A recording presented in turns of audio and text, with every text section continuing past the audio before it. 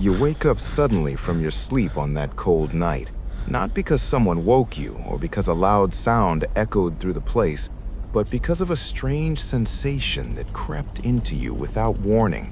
A feeling you cannot accurately describe, yet it is enough to make you realize that something unnatural is happening around you. You open your eyes slowly, trying to grasp what is occurring, while darkness still dominates the small room you occupy inside the ship. You sit up on the bed and listen intently, as if waiting for a sound that might confirm your fears or dispel them. But what you hear is not a sound, but the absence of sound. No laughter in the hallways as you were accustomed to hearing every night, not hurried footsteps above your head, not even the roar of the engines that always filled the space and gave you a sense of security, as if that sound were a constant reminder that the ship was moving steadily in the heart of the ocean. A few moments pass, but you feel as though they are longer than they should be. Then, suddenly, you feel a slight vibration passing through the body of the ship, a vibration not strong enough to knock things over, but clear enough to make your heart beat faster, as if your body sensed the danger before your mind did. You place your feet on the floor slowly, feeling the coldness of the wood beneath them, a coldness you hadn't noticed before, as if the place itself had lost its warmth in a single instant. You move toward the door of the room, while your heartbeat gradually quickens, without knowing the true reason for this anxiety beginning to seep into you. You reach your hand toward the metal doorknob and feel its sharp coldness touching your skin, as if you were touching a piece of ice. Then you turn the knob very slowly and open the door slightly, revealing the long corridors of the ship, which were no longer as quiet as they had been hours ago. There are people standing outside their rooms. Some are putting on their coats in a hurry. Others are looking around in clear confusion, while faint whispers circulate among the passengers, as if everyone senses a problem, but no one yet knows its reality. Your eyes meet the eyes of a man standing a few steps away from you, and you notice the clear anxiety in his features. Although he does not speak, his gaze alone is enough to tell you that what happened was not an ordinary matter, and that this night will not be like any other night you have experienced before. Outside, far from the eyes of the passengers, and within the darkness of the freezing Atlantic Ocean, there was a massive object floating in total silence, a gargantuan mass of ice moving very slowly, silent and steady, yet carrying within it a force capable of changing the entire course of history. And during the next few hours, this ship, which everyone believed to be the greatest and safest in the world, will turn into a stage for one of the most famous disasters in human history. And you were one of those who found themselves in the heart of this story, aboard the ship whose name will remain etched in the memory of the world forever.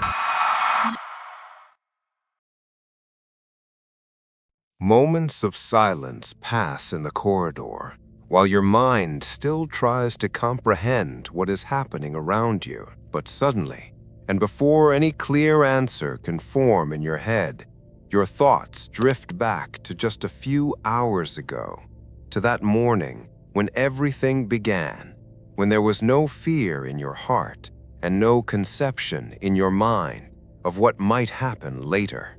Only hours ago, you were standing on the pier in the city of Southampton.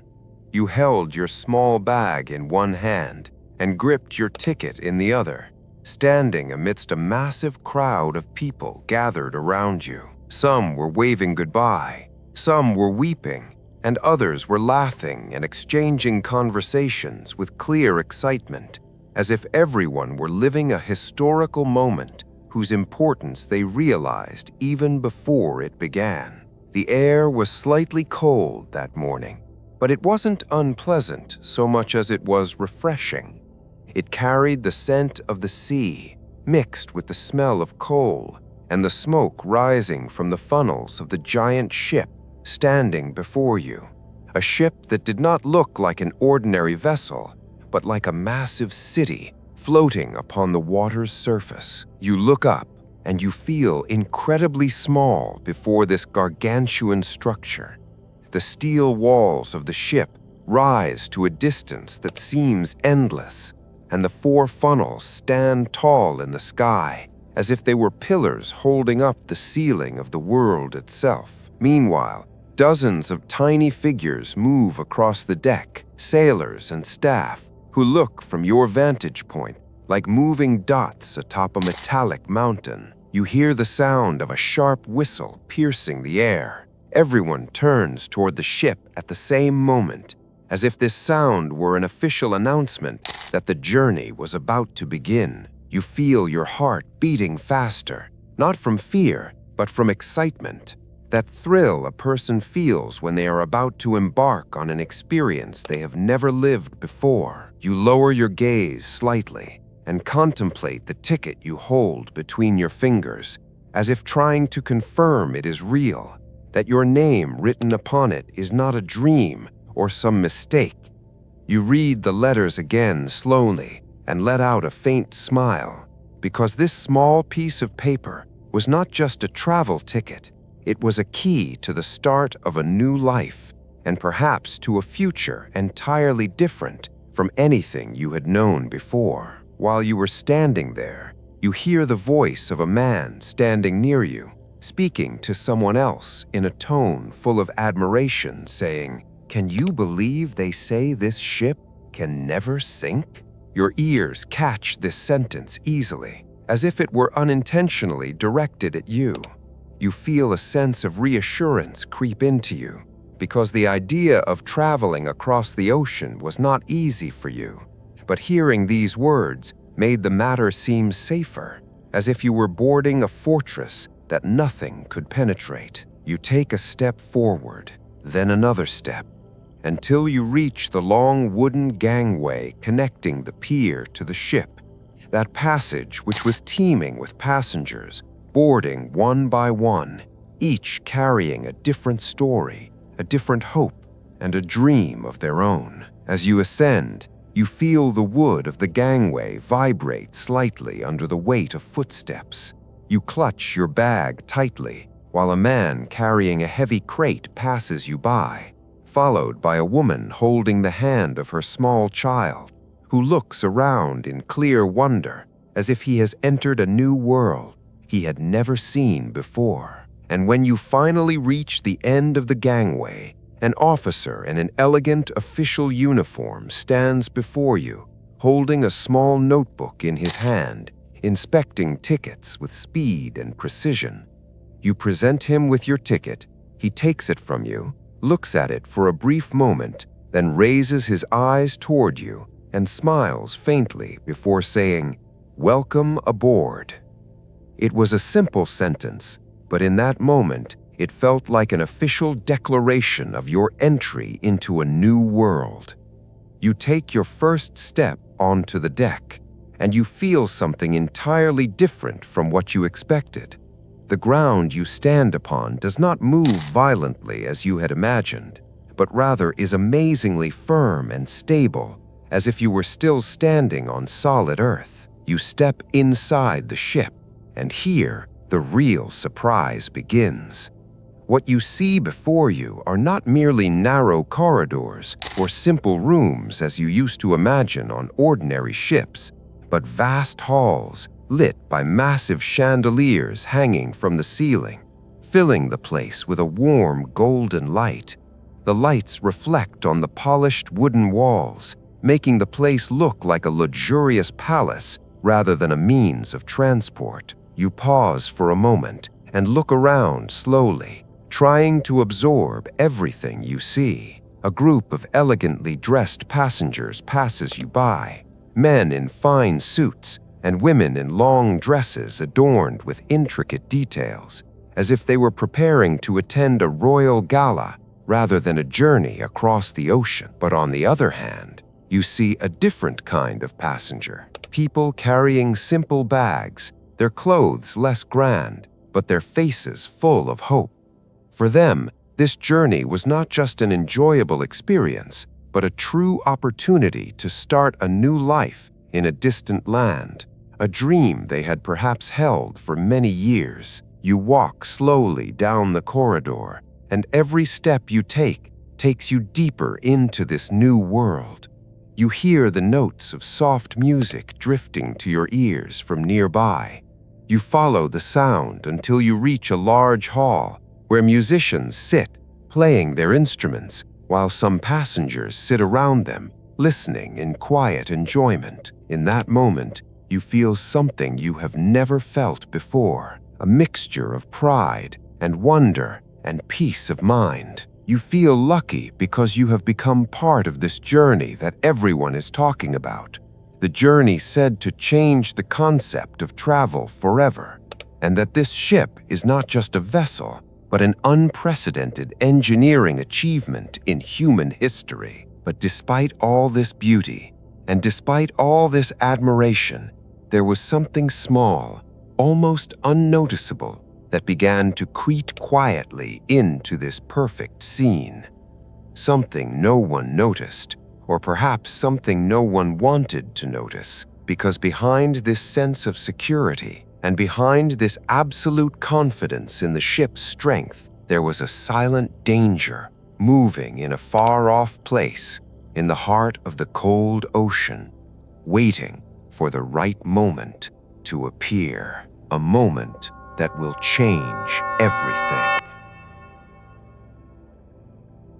After the first few hours of boarding the RMS Titanic, those initial feelings of wonder begin to transition gradually into a sense of comfort. It is as if you have started to grow accustomed to this new world you never imagined you'd be part of, a world entirely different from anything you've known, not just in its scale or luxury, but in the way life pulses within it, like a complete city moving across the water. On the following morning, you wake this time to a different sound, the rhythm of footsteps in the corridors and the soft tapping on doors as a steward passes by to gently wake the passengers. You open your eyes slowly, feeling for a moment as though you've forgotten where you are, before suddenly remembering that you are in the heart of the ocean, inside the greatest ship ever built by man. You rise from your bed and approach the small porthole in your room. You draw the curtain slowly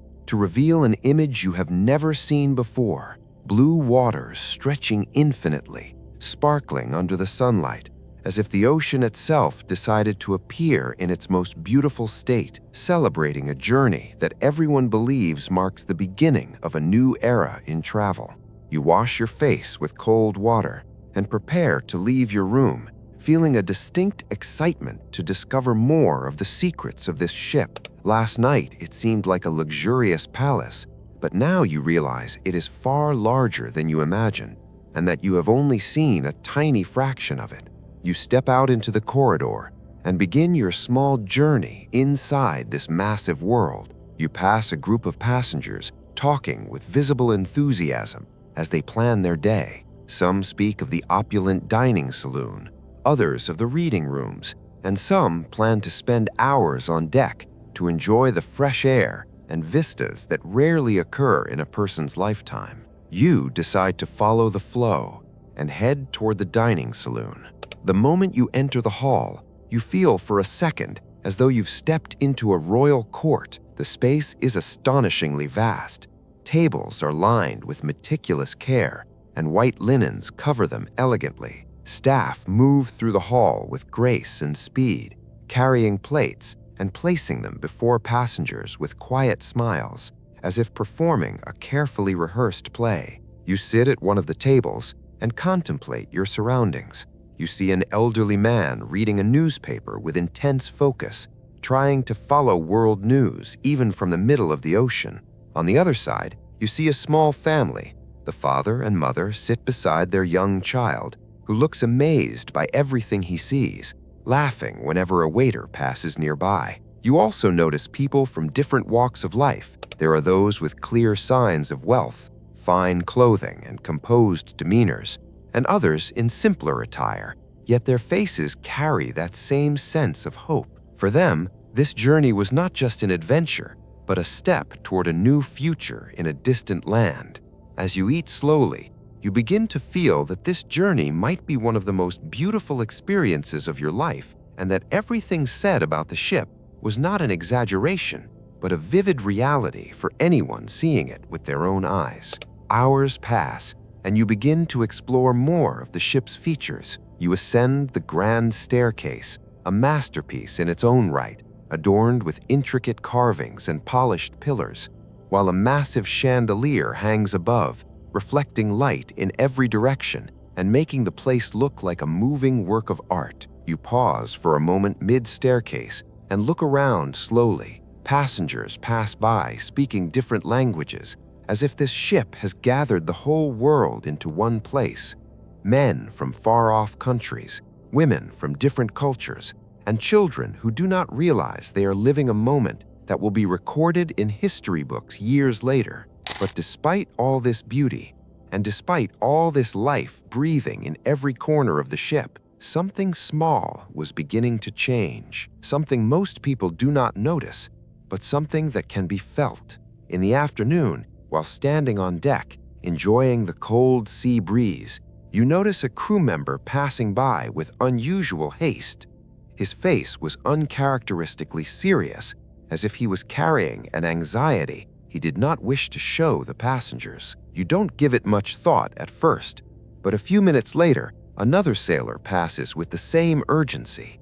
Then you see two officers standing a short distance away, speaking in low voices, while glancing every now and then toward the distant horizon. You try to focus, but the distance between you was not enough to hear everything they were saying. All you managed to catch was a single word: ice. A simple word, but it sounded heavy. It echoes in your mind for moments as you look toward the horizon, trying to see anything unusual.